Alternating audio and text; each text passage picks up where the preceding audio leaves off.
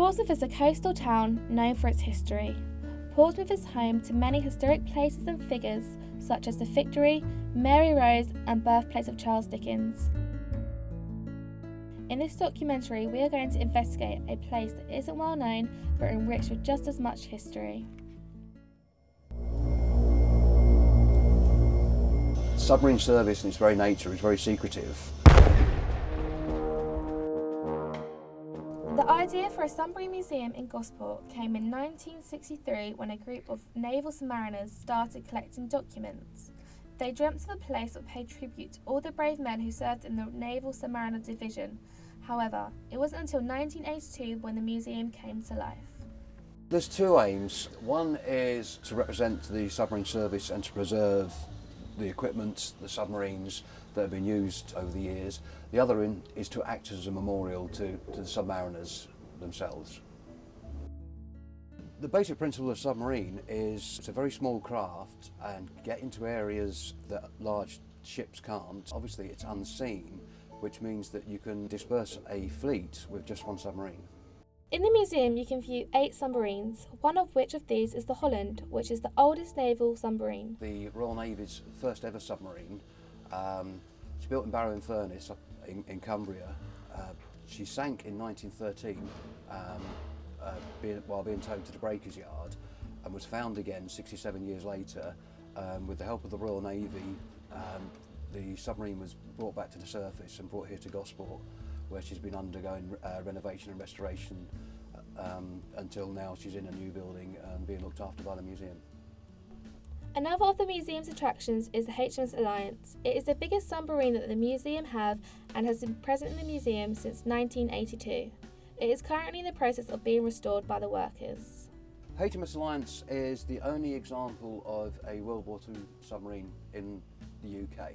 You would carry 75 to 80 people, which meant some people had to sleep on bunks on top of torpedoes, and some people hot bunked, which is where one person gets out of a bed, the next person gets into it while it's still warm. So bunks had to be shared. HMS Alliance is basically split into 5 compartments. Starting at the front end, the bow, you have the torpedo compartment. Alliance has 4 torpedo tubes up forward. And then as you move aft, you come into the accommodation space, which is basically the messes for the crew. And then where we are now, we're in the wardroom, which is the officers' mess. Behind, as you're going aft, behind us is the control room where the submarine is actually controlled from. You then have the engine room and motor room, and then you go into the after ends, which again is a torpedo compartment to fire stern tubes. Well, basically HMS Alliance has been with us in its present position since 1982. Over the years she's been subject to salt water and the weather. So the main part of the restoration project is to refurbish the external areas of HMS Alliance, to remove the rusted areas and to replace with like original materials. We then have a second phase where we're going to be redisplaying the internals of the submarine. So it'll be a whole new feel to how she has been before. The basic idea is to bring the submarine much more to life than she has been.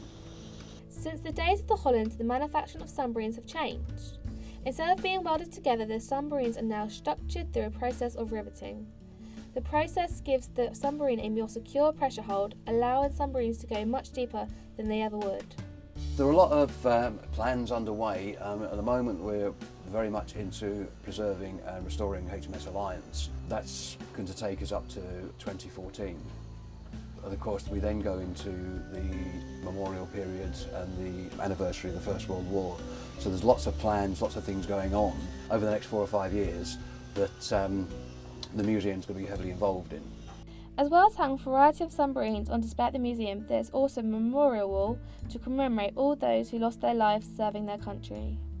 The museum is a memorial to all submariners that lost their lives in the service, and it was our way of recognising those people. Although their names are on war memorials around the country, some people were killed in service that may not justify a war memorial, so we've taken every submariner that's died in service and their names are now represented on the board.